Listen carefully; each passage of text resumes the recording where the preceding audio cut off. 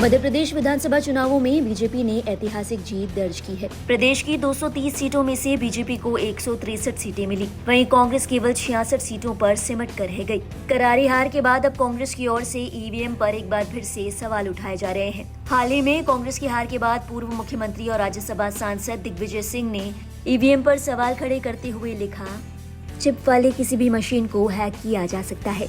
मैंने 2003 से ही ईवीएम द्वारा मतदान का विरोध किया है। क्या हम अपने भारतीय लोकतंत्र को पेशेवर हैकरों द्वारा नियंत्रित करने की अनुमति दे सकते हैं? ये मौलिक प्रश्न है जिसका समाधान सभी राजनीतिक दलों को करना होगा। माननीय ईसीआई, माननीय सर्वोच्च न्यायालय, क्या आप कृपया हमारे भारतीय लोकतंत्र की रक्षा करेंगे?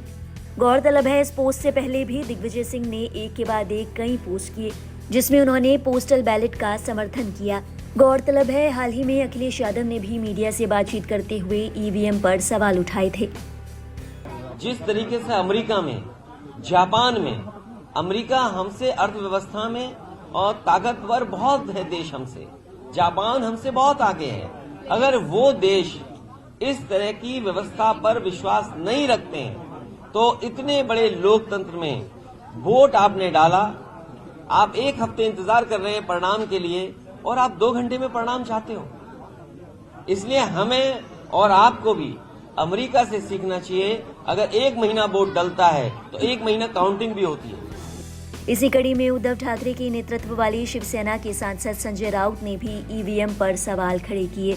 उन्होंने बीजेपी सरकार को बिना ईवीएम चुनाव करने की चुनौती तक दे दी। उन्होंने कहा कि बस आप एक चुनाव बैलेट पेपर से कराइए और लोगों के मन में जो शंका है उसे दूर कीजिए।